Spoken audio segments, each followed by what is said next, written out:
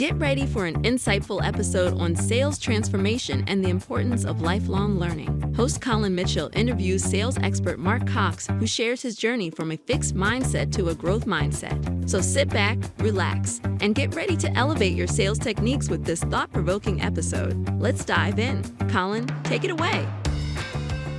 Very excited to have Mark Cox on today. Mark has been fortunate enough to have sold, structured, and negotiated some of the largest single sales transactions in North America, including a $1 billion transaction with a top 10 U.S. bank. Mark, welcome to the show. Thank you very much, Colin. I'm a real fan of the show, so thanks for having me. Yeah, appreciate that. Just before we get into the topic here that we planned out for today, why don't you tell us, what is your biggest sales transformation? Well, I was in my late 20s. I had a little bit of success in professional selling up to that stage of the game. And I think if you think of Carol Dweck and growth mindset, I was sort of plateauing in this place where I thought I had a bit of a fixed mindset about selling. And I thought my success was kind of driven by some core attributes that were inherent to me. So what I actually did, Colin, was I booked in for an executive MBA. I thought I'd spend a couple of years and go get an MBA. And then maybe when I came back, I'd have that financial acumen to get to the CEO level, or maybe be a CFO and do some other things. And the transformation was really twofold. One, once I really started doing a deep dive on business using the business case method made famous by Harvard, I realized that sales is the most important function in any business. So the more education I got, the more I realized where I'd naturally grown up in professional sales, it was the only thing I really wanted to do. The second thing it did for me, it really awakened my curiosity and this growth mindset. So it re-triggered for me this lifelong learner approach, kind of a learn-it-all versus a know-it-all. And I have this voracious appetite for learning. And that was really transformational for me professionally in sales, but also personally. And frankly, it's one of the reasons I love your podcast. In a very short period of time, I can get some great tips and education. And you've had so many great ones. So that's the sales transformation for me, just this awakening to become this lifelong learner. And the journey's continued for the last 20 years. Yeah, I love that. It's funny. I was listening to a podcast this morning at the gym, and it was very much focused on, sales leaders needing to be a learn-it-all rather than a know-it-all. Yeah. And I think that that's a very interesting thing for people to consider, because often, specifically in sales leadership, they think they need to be a know-it-all, but they don't. Oh, man, what a great point you bring up. By the way, I feel terrible today. I didn't get to the gym before this podcast, so I'm envious of you already. But I think it's a real challenge for sales leaders today, Colin. And, we've always said that being a sales leader or CRO is probably the toughest job around the executive table, because you've got the three most demanding stakeholders in business. You've got clients, which are super important. Of course, they're the most important stakeholder, but they're so demanding.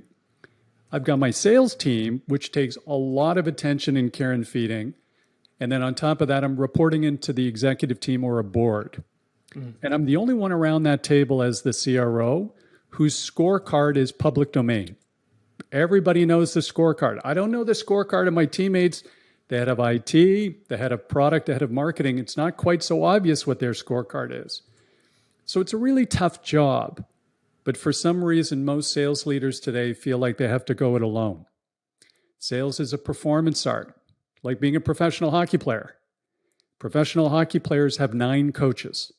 They have a head coach, skating coach, shooting coach, fitness coach, strength coach, mindset coach, nutrition coach. So those organizations where they have to have people at peak performance understand it takes a village to elevate performance. And I think a lot of sales leaders today haven't embraced that. That's the first time I've heard a hockey analogy. You get a lot of sports analogies for sales often, but that's an interesting one. Now, before we dig into this a little bit deeper, I think there's probably people that are listening and they're like, come on, tell me, Mark, about the biggest deal that you closed. And I think that we've got to get into that before we get too far along on this sales leadership topic. Well, yeah, it was really big deal with a top bank in the U.S. And they're outsourcing deals where you take over people and technology and all of these kinds of things. So they're pretty complex deals to sell, and they're very complex deals to negotiate. For the listeners, I'll say a couple things. I was way over my head. So let's just be honest. There's not too many people that can guide anybody through doing deals that size. We'd done a couple of $100 million deals, and it was leading up.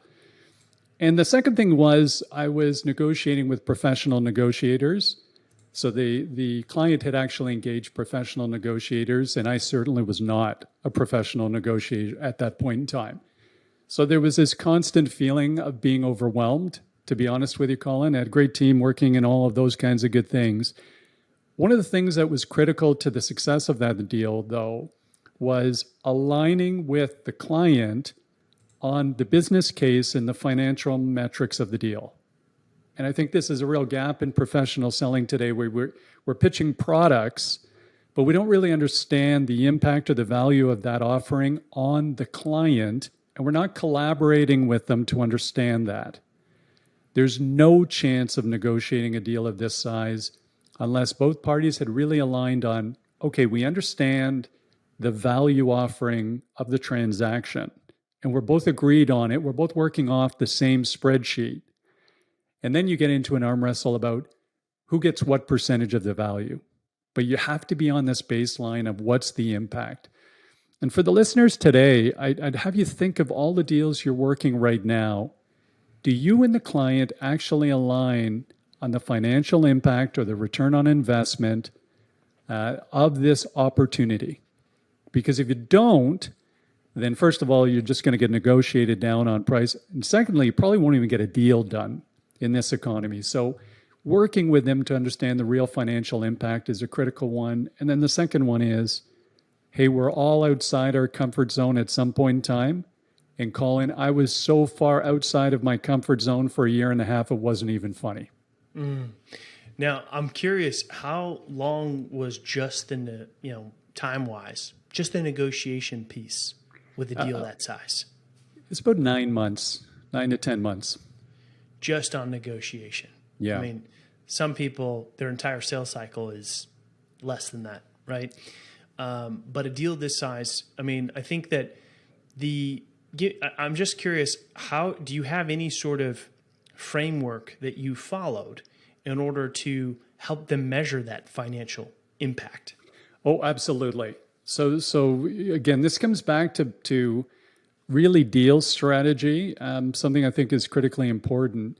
Very early on, you're working with them collaboratively to say, okay, let's understand the net present value of the deal or the payback of the deal or the financial return on the deal.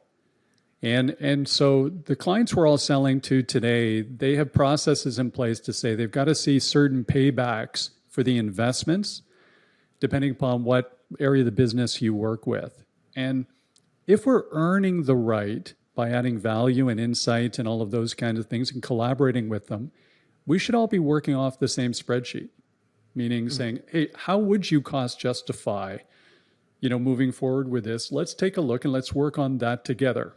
Doesn't mean, when they do that, they shouldn't be afraid that, hey, they're opening the kimono and they're putting all their cards on the table.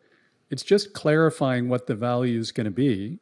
And once we're aligned on that, first of all, hopefully that's going to provide them a compelling reason to move forward with your opportunity. But they can always negotiate the percentage of that value down the road. So they can ask for a bigger piece. And that's really what ends up happening. You're just negotiating who gets what piece of the value. Thanks for tuning in. Please don't forget to like and share so we can help more people transform the way they sell.